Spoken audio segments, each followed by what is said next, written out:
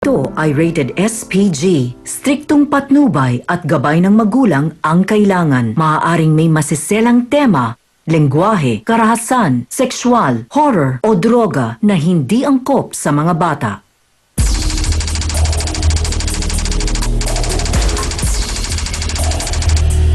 Tres Marias, pinagkakakitaan na sa retuhan, dinaya pa sa hatian ng kita. Kilala siyang bugaw dun sa amin. Binubugaw niya yung mga kapatid ko na hindi ko alam. Noon pa naman ang trabaho nila magkakapatid yun, di ba? Halos pumatay na sila ng tao, magsinungaling na sila lahat gagawin nila, magnakaw ata gagawin nila, magkapera lang. Sino nga ba ang tunay na nakinabang at lumamang? Si Tagareto o ang Tres Marias? Para hindi sila mapahiya, hiyang-hiya na. Alam naman ng mga tao ng ganun eh. Hindi na nga sila malilinis. Harapin natin at pag-usapan dito lang sa nag-iisang Barangay Mall on Air ng Bayan, Face to Face! Sausawero, Sausawera! Let's get ready for Sausawa!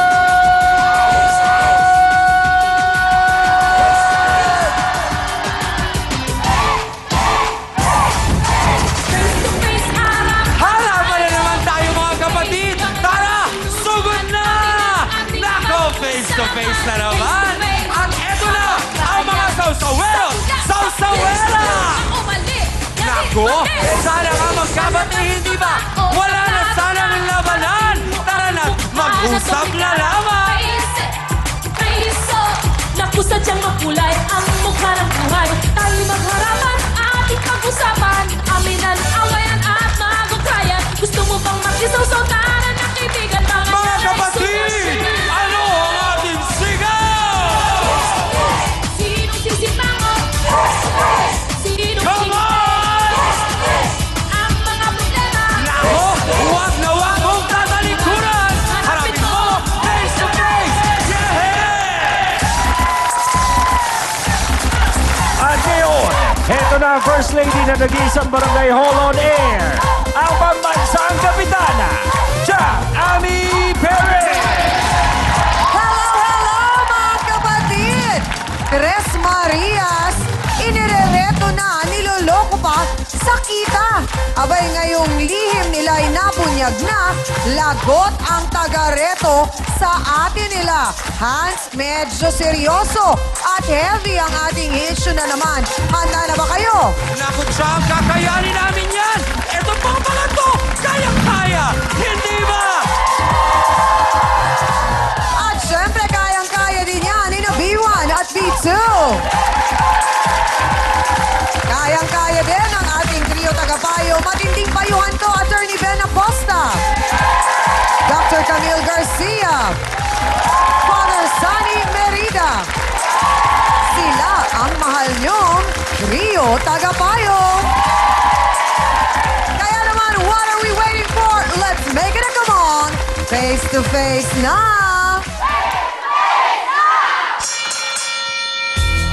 Tatlong kapatid daw niya ang biktima ng pangrereto. Ang masaklap pa, nalaman din niya na maging sa bayaran daw ay dehado ang the sisters niya dahil madugas ang mangrereto sa kanila.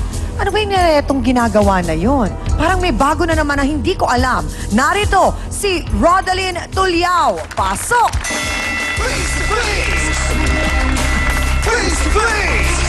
Hello, Rodaline. Magandang umaga sa'yo. Una muna, ipaliwanag mo sa akin, ano itong pagrereto na ito na nangyayari? Kasi po nalaman ko po kasi nung December 25 lang po. Mga kapatid ko po kasi binubugaw nung Daisy.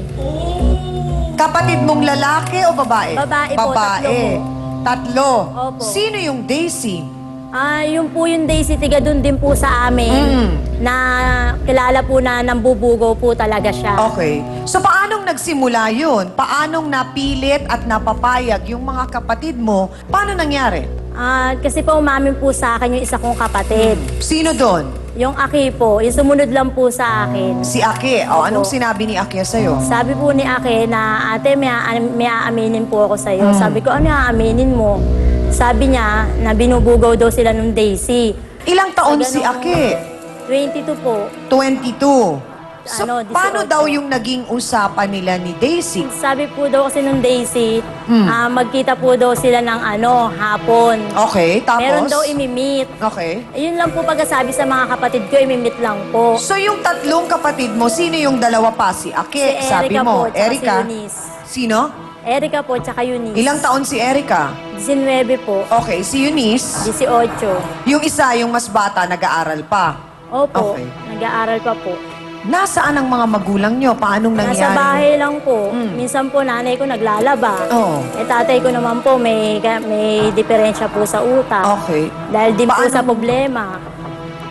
Okay. Meron siyang naging diferensya. Opo. So, pinoproblema nyo rin yun. So, pwede namang sumama yung iyong mga kapatid, maglabada kasama ng nanay nyo. Bakit nangyaring napapaniwala sila doon kay Daisy? Hindi ko po alam bakit po siguro po sobrang syempre mga bata po nasusulsulan. Oo. Kaya po Ano ba yung pagkakasabi sa kanila? Kasi baka naman ang akala nila, di ba mga kasawsawan, meron lang boyfriend, alam mo yun, merong, yung parang sinasabing possible boyfriend, pwedeng posibleng maging boyfriend, hindi kaya ganon ang hindi sinabi. po talaga po talagang nasulsulan po sila. Reto as Opo. in parang ang nangyari, may naging ka-something-something lang sila, parang ganon. Opo. Tapos Okay. po binayaran po sila. So ilang beses nangyari yon bago nagsumbong sa'yo si Aki? May 2 linggo na po daw. November... Nakakailang December- reto na yung Daisy. 2 linggo na po. So nung nalaman mo, nagsumbong si Aki sa'yo, anong ginawa mo? Sinugod ko po yung Daisy sa bahay. Okay. Pagpunta ko naman po, wala na yung Daisy doon, nagtago na.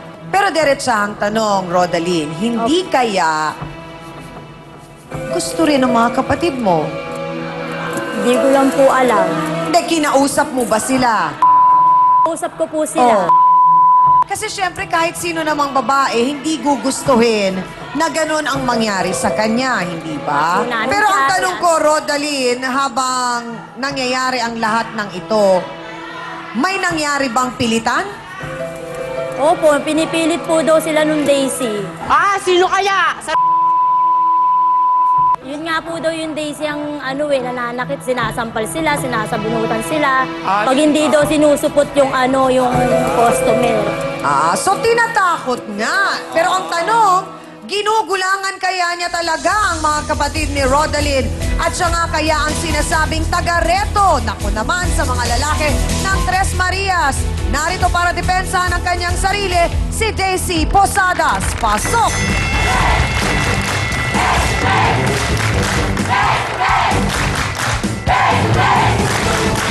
Ate Daisy, gaano po katotoo? Sandali lang! Naku! Pakihawakan! Sandali! Yung kamay! Ang buong paliwanag po ni Ate Daisy, matutunghayan natin lahat sa pagbabalik po ng Face to Face! Pag may nireto kang lalaki, magkano? Yung kasi ang usapan po, sa 1,000 hati po kami. Bakit kailangan may cut ka? Yung kasi usapan po namin yun eh. Kailangan meron? Po, meron po talaga sa bawat lugar po Nungaling, kasi wala na gano'n. So talagang sinasabi mo, at inaamin mo, Ate Daisy, na ginagawa mo nga the letter B. Ma'am, natural na po yun kasi may anak po ako, 7 po. Kalikuran, harapin mo, hey, the night!